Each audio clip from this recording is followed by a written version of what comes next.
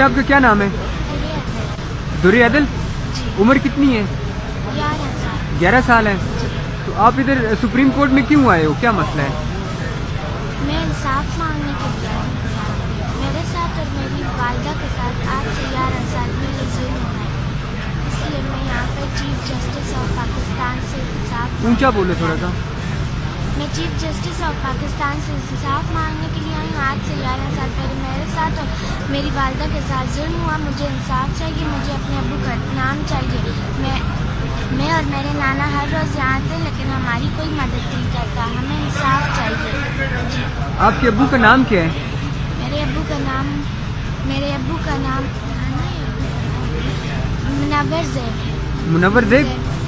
अच्छा, कौन सी जगह के रहने वाले हैं वो? मानसेरा उग्गी। मानसेरा उग्गी में रहते हैं। उग्गी में कौन सी जगह?